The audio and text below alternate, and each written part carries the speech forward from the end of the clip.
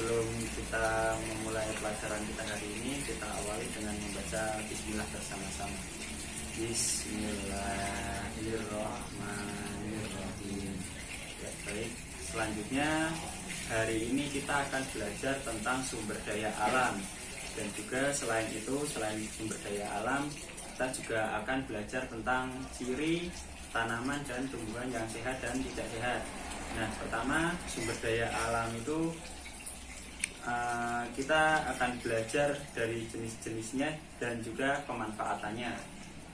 Oke, Hisam sebelumnya udah pernah tahu sumber daya alam belum? Sumber daya alam itu apa?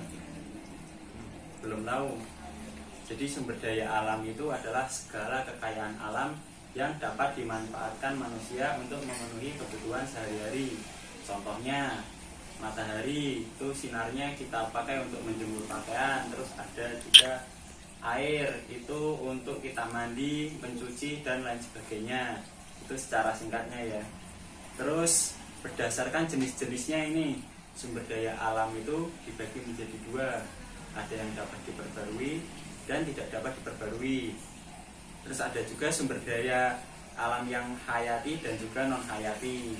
Contohnya sumber daya alam yang dapat diperbarui itu di sini ada contohnya hewan, tumbuhan. Itu misalnya kita pakai secara terus-menerus, itu bisa diperbarui. Maksudnya bisa kita budidayakan agar tidak digunakan secara berlebihan seperti itu, agar dapat digunakan lagi secara terus-menerus. Selanjutnya ada juga sumber daya alam yang tidak dapat diperbarui. Itu contohnya itu minyak bumi, emas, besi, gas alam. Itu tidak dapat diperbarui. Kenapa? Karena pembentukannya atau pembuatannya, contohnya emas saja itu sangat lama. Oleh karena itu apabila digunakan secara terus-menerus, sumber daya alam ini bisa habis seperti itu. Selanjutnya ada juga sumber daya alam hayati, itu contohnya hewan, tumbuhan yang sudah disebutkan tadi. Itu yang hayati, sumber daya alam hayati. Untuk sumber daya alam hayati itu maksudnya sumber daya alam yang berhubungan dengan makhluk hidup. Tanaman walaupun tidak bergerak itu kan berkembang biak, itu menandakan dia makhluk hidup. Terus contohnya hewan juga. Oke, sekarang untuk pemanfaatannya ya, bisa dibaca silahkan ini. Sumber daya hewan. Ini pemanfaatannya nomor 1 sampai 4 dibaca. 1. Daging. 2. Susu. Ya, itu dimanfaatkan untuk apa? Susu. Digunakan sebagai minuman bergizi bagi manusia. Ya, betul. Selanjutnya nomor 3, Telur. telur. Itu pemanfaatannya untuk apa? Sebagai sumber protein hewani. Ya, selanjutnya Kulit. kulit. Bahan baku sandang bagi manusia. Ya, Bulu. bulu. Itu manfaatnya untuk Bahan baku pembuatan jaket wol. ya, itu udah cukup segitu dulu. Itu contoh-contoh pemanfaatan dari sumber daya hewan ya, sumber daya yang asalnya dari hewan. Terus untuk yang tumbuhan Pak Guru bacakan. Contohnya kalau tumbuhan itu ada sayur, itu untuk kebutuhan pangan, ada sawi, kangkung, bayam, dan lain-lain. Terus buah juga itu kan dari tumbuhan, kayu, umbi, ketela, dan macam-macamnya. Terus selanjutnya kita belajar tentang sumber daya alam non hayati. Non hayati itu maksudnya apa? Ini kebalikannya dari yang hayati. Tadi kan sumber daya alam hayati kan yang dari makhluk hidup, contohnya hewan dan tumbuhan. Terus untuk yang non hayati ini dari yang sumber daya alamnya itu disebut juga abiotik atau berasal dari benda-benda mati. Contohnya fosil, minyak bumi, gas alam, itu kan benda mati semua. Batu bara juga seperti itu. Dan juga ada contohnya yang lain, yaitu sinar matahari.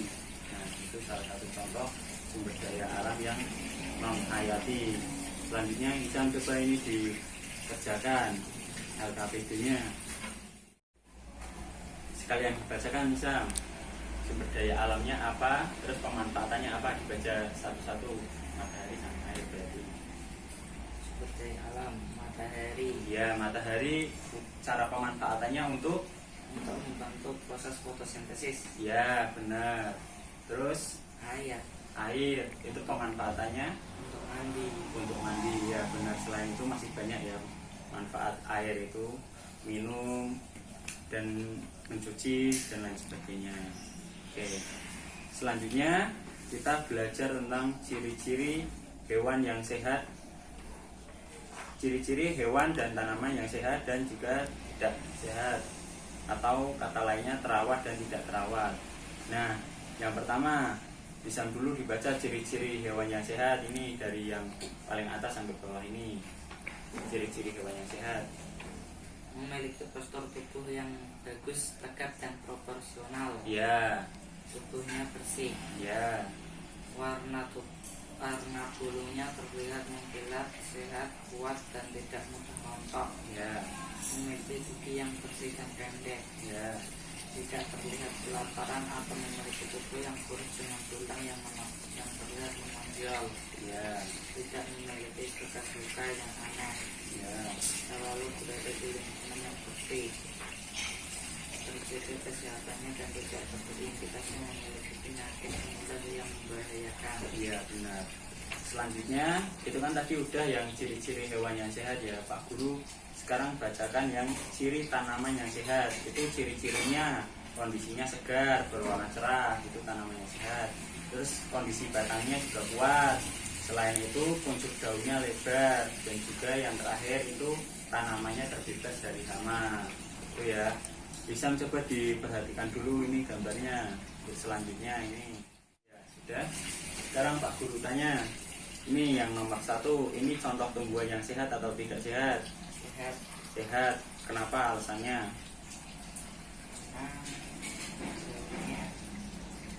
Daunnya, puncuk daunnya lebar dan juga terlihat Cerah. ya benar. Selanjutnya untuk nomor 2, ini contoh hewan yang sehat atau tidak sehat? Sehat. Sehat karena Tubuhnya tegap. ya tubuhnya tegap dan terlihat segar ya. Kurang lebih itu dulu yang dapat Pak Guru sampaikan. Semoga ilmunya dapat bermanfaat bagi Isam ke depannya. Apabila ada salah kata dari Pak Guru, mohon maaf. Sekian.